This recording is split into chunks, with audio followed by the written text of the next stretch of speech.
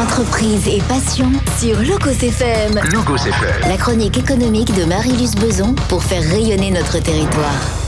Bonjour à tous, bienvenue dans Entreprise et Pension avec le plaisir aujourd'hui d'avoir notre rédacteur en chef himself aux manettes derrière, Yves Courtaliac, et puis un invité également qui va nous partager un parcours de passion, Paul Sepcha. Paul, bonjour.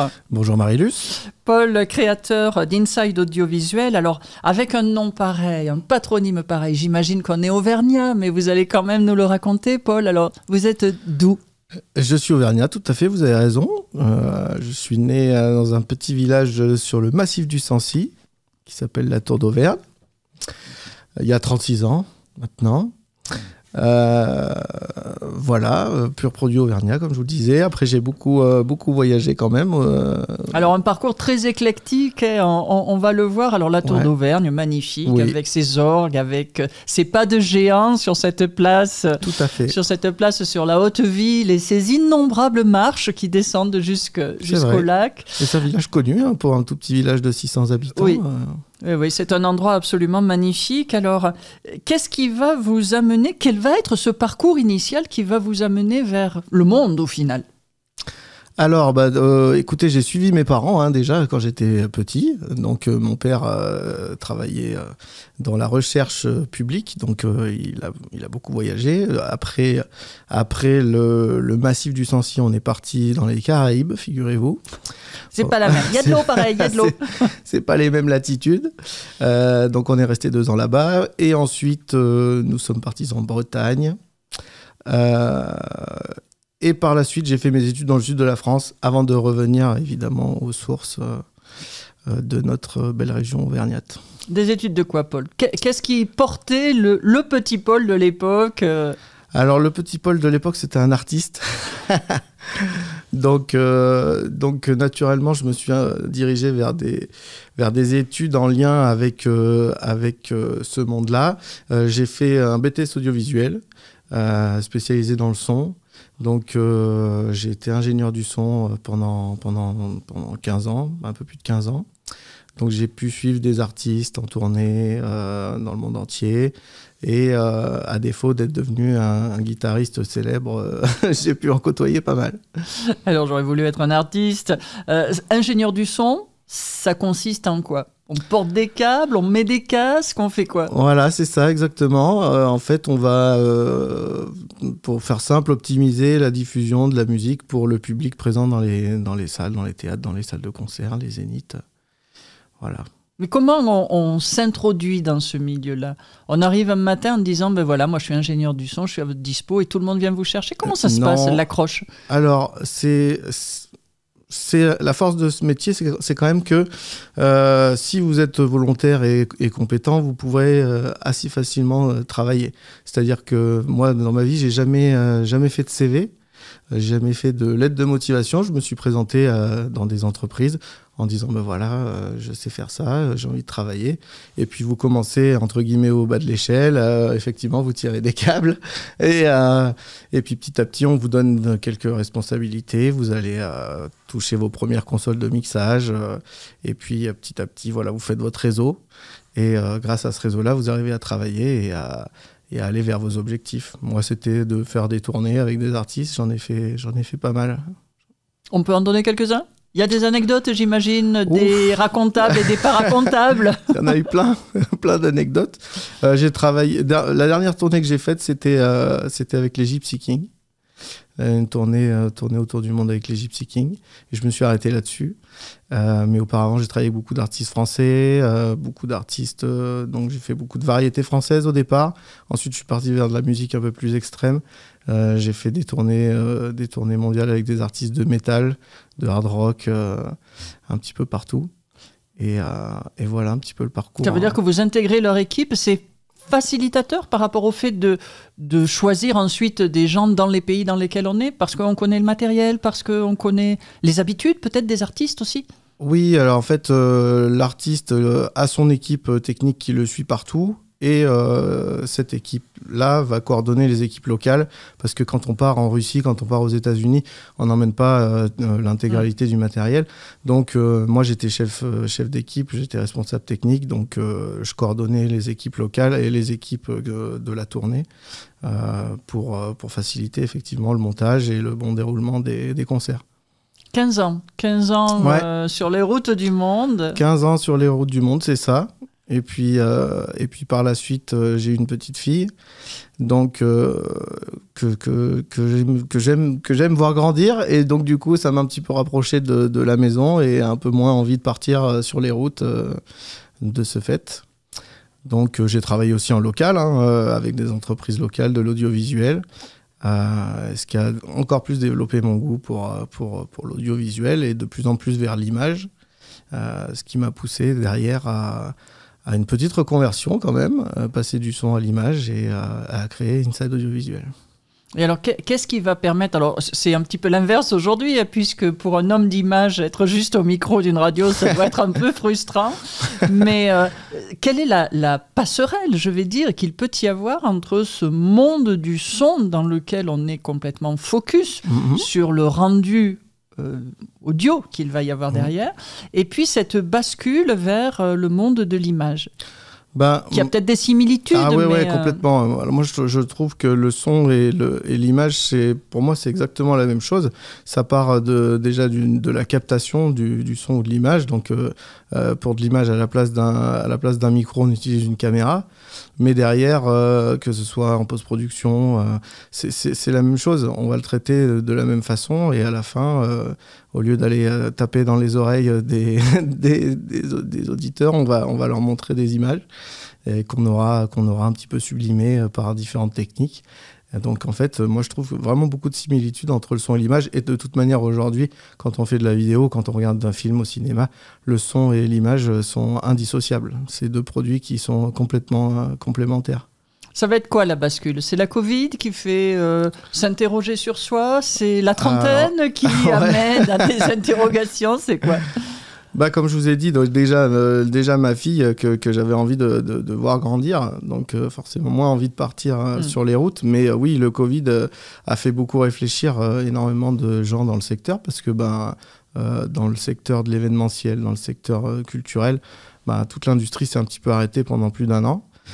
Donc il a fallu se réinventer, c'est sûr. Maintenant, moi, j'avais pas envie de partir de ce secteur qui est pour moi, c'est toute ma vie. Donc voilà, moi j'ai toujours fait des photos, j'ai toujours fait des petites vidéos, et puis un jour je me suis dit allez, je vais me professionnaliser un petit peu.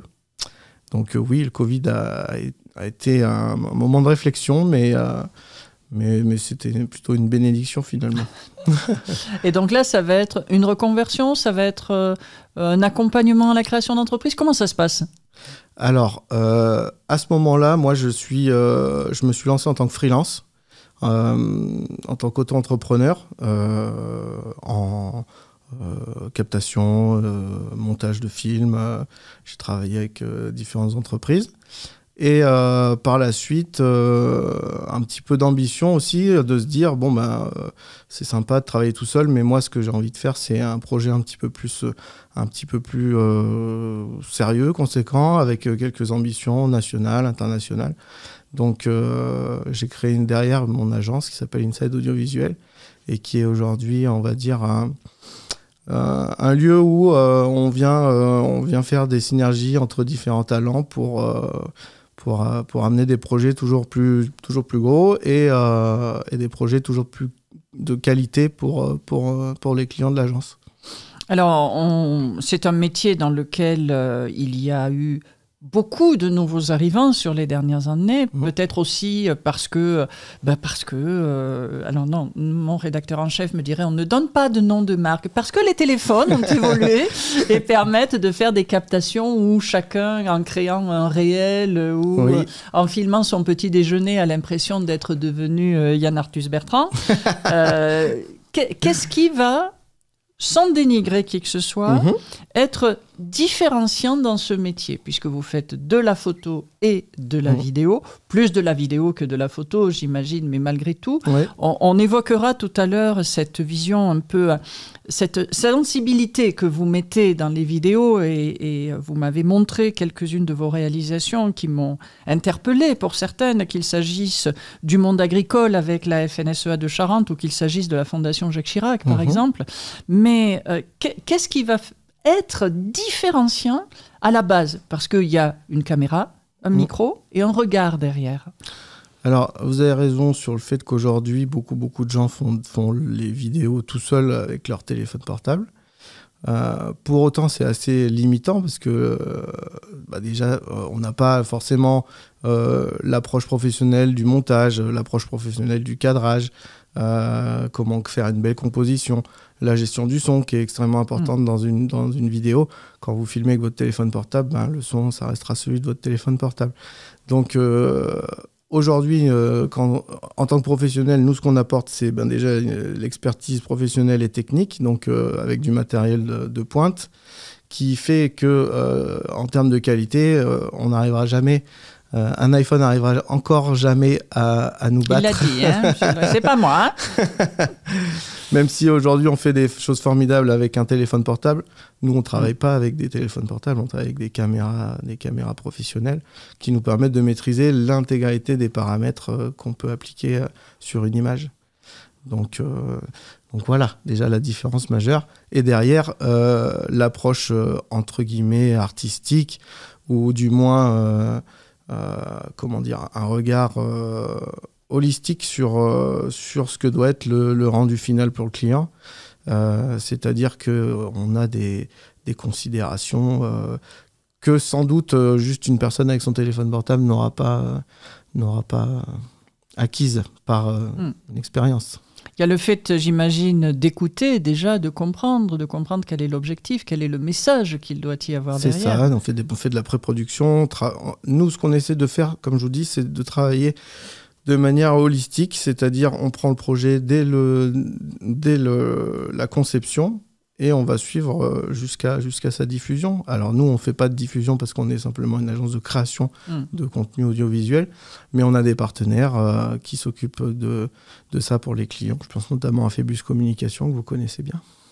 Alors, j'avais été assez impressionnée lorsque vous m'aviez, quand on préparait cette émission, que vous m'avez montré, par exemple, les vidéos que vous avez réalisées durant les dernières élections des chambres d'agriculture pour la FNSEA de Charente, vidéos qui ont été même valorisées au plan national parce qu'il y avait un mix. Il y a effectivement l'œil artistique, mais il y a ce mix entre le à plat, le drone, le recul. Comment est-ce qu'on imagine tout ça et comment est-ce qu'on se dit, ou plutôt comment est-ce qu'on évite de se dire à la fin « j'ai pas fait les bons plans ». Parce qu'il est là le risque. Quand on n'y est plus, on n'y est plus. Ah, ça se prépare en amont, hein. C'est simplement de la préparation. On y va en sachant déjà ce qu'on va y faire, quoi. Donc après, c'était assez simple. Pour ce projet-là, c'était assez simple parce qu'on était en Charente, c'était des beaux paysages, des sujets intéressants. On a vu les vignobles, on a vu différents agriculteurs qui avaient beaucoup de choses à raconter. Donc déjà, le sujet était facilitateur. Mais est-ce qu'au final, une vidéo de 3 minutes, ça se présente, ou ça se prépare plutôt, comme un film présenté à Cannes ? Ouais, on peut dire ça. On fait un scénario, on fait un script, on fait un découpage technique, on fait un plan, une shot list qu'on appelle, une liste de plans à ne pas oublier justement quand on a terminé. Donc oui, en quelque sorte, les 3 minutes, on les prépare comme un long métrage. Et on utilise des techniques qui sont tout à fait similaires. On a moins de moyens techniques parce que sur un plateau de cinéma, vous avez des équipes de 150 personnes et que nous, on peut être jusqu'à 10 ou 15, mais sur un projet comme celui-là, on était un petit peu moins. Mais oui, ça se prépare de la même manière, ouais. Et qu'est-ce qui va être différenciant ? Et j'en reviens à, je suis avec mon téléphone, je suis en train de filmer.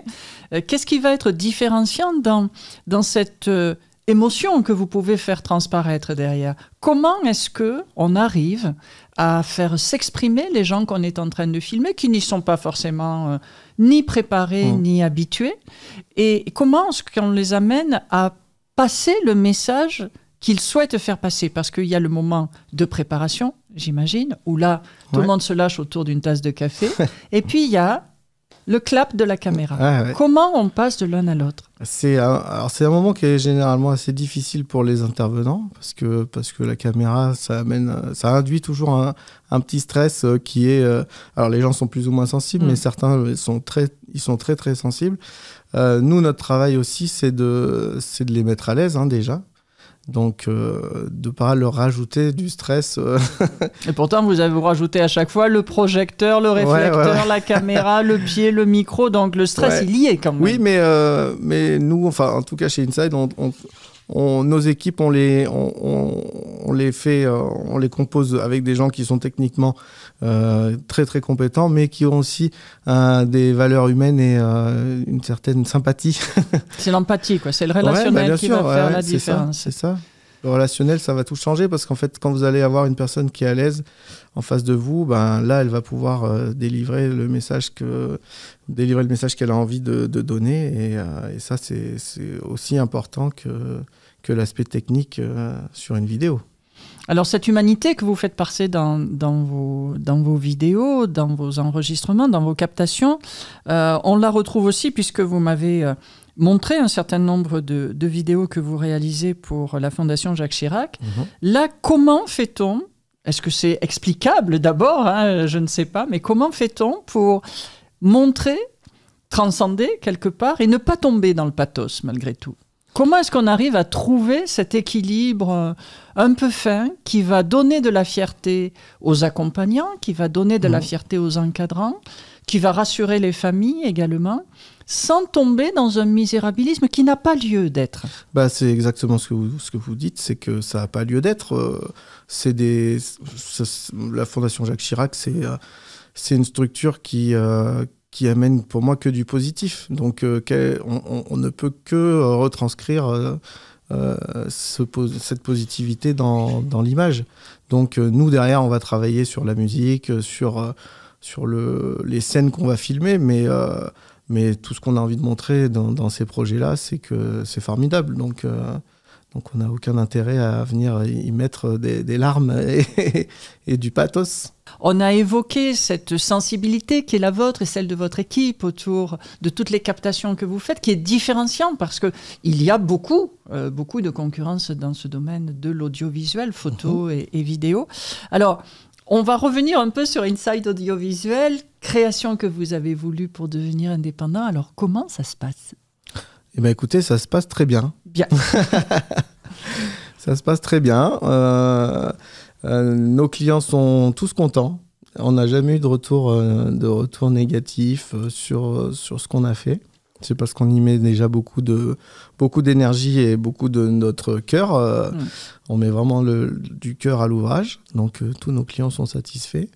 L'année 2024 s'est très, très bien passée. C'était la première année, donc c'était un petit peu le test. Et on a eu que du positif de la part de notre comptable. Donc on était très contents. Et puis ne serait-ce que on a fait beaucoup de projets très intéressants. Et ça, c'est assez essentiel. C'est très motivant pour la suite. 2025 a très bien commencé également avec des projets très intéressants, des projets d'envergure nationale. C'était un peu ce qu'on visait à la base. Donc on commence gentiment à y mettre le pied. Donc j'espère qu'on va pouvoir pousser un peu plus loin de ce côté-là. C'est les projets qui amènent des projets, c'est la démarche commerciale, c'est le réseau, c'est quoi ? C'est un petit peu tout ça. Moi, alors comme je vous ai dit à la base, moi je suis plutôt un artiste, donc la partie commerciale, c'était pas trop mon fort. Mais par la force des choses, j'y viens malgré tout. Et en fait, c'est un exercice qu'on peut penser difficile et pénible, mais finalement, ça induit beaucoup de rencontres en fait.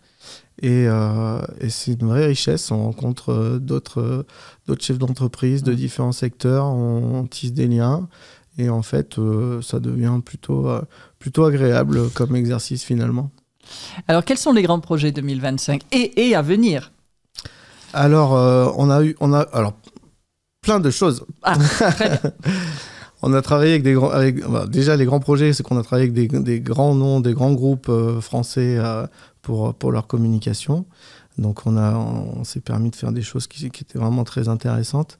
Et puis de notre côté, on essaie toujours d'innover, d'amener de nouveaux produits, des choses qu'il n'y a pas chez nous en Auvergne. Donc aujourd'hui, on a développé différentes solutions qu'on est les seuls à avoir, et ça c'est plutôt chouette. On peut bien sûr, dire quelque chose sans nommer de marque. Hein? Sans nommer de marque, on est devenu partenaire intégrateur de la seule marque française de caméra time-lapse. C'est-à-dire qu'aujourd'hui, sur l'Auvergne... Alors, time-lapse, on explique un petit peu à nos auditeurs. Un time-lapse, qu'est-ce que c'est ? C'est une succession de photos prises sur une très longue durée qui vont venir composer un film en accéléré. Donc ça peut être un chantier, j'imagine. Ça peut être la Voie lactée la nuit, ça peut être plein de choses. Mais nous, dans nos domaines d'application, c'est pour des entreprises. Donc on va faire beaucoup de suivi de chantier, suivi de projet, que ce soit architectural, dans le BTP, différents. Voir les fondations jusqu'à la pose de la dernière fenêtre. Exactement, on voit pousser le petit champignon. Et ça, donc, on est les seuls Auvergnats à le faire. Auparavant, sur Clermont-Ferrand, c'était des entreprises des Bouches-du-Rhône qui venaient des entreprises de Paris.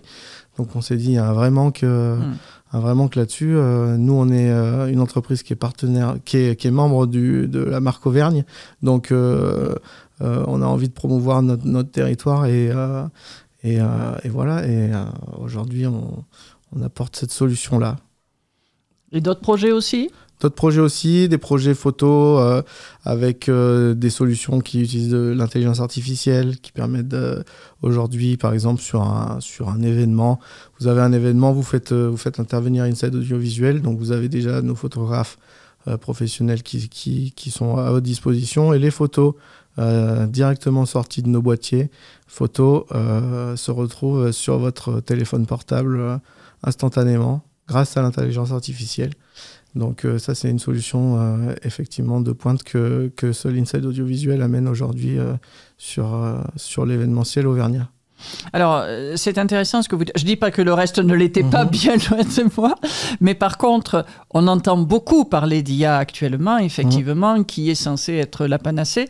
Sauf que l'IA ne sait que reproduire des choses déjà existantes et il n'y a pas cette créativité derrière. C'est ça. Mailler les deux va être différenciant, j'imagine, et ce que vous venez de nous exposer en fait partie. Est-ce qu'il y a un risque, justement, pour des structures créatives de se voir détrôner, ou est-ce que, à votre avis, l'humain qui est derrière le déclencheur va continuer à avoir une importance primordiale ? Ça, c'est un vaste sujet. Il reste 2 minutes 15. Il reste 2 minutes 15. Moi, je ne suis pas trop inquiet pour l'intelligence artificielle. Je pense que c'est plus un outil qui va nous servir à développer un petit peu nos métiers, on va dire. Effectivement, pour des gens qui font de la vidéo avec un téléphone portable, ça peut être une inquiétude parce que l'IA va réussir à faire aussi bien, voire mieux. Magnifier. Que, donc, s'ils sont sur ce créneau-là, effectivement, ils ont peut-être du souci à se faire. Maintenant, nous, on amène tellement d'expertise et de compétences que non, l'IA, ça va vraiment être un outil à notre disposition pour améliorer encore plus nos réalisations, mais d'ici à ce que remplace, je pense pas. Ça veut dire qu'il faudra que je vous accueille à nouveau dans quelques mois pour savoir quels sont les autres projets, Paul ?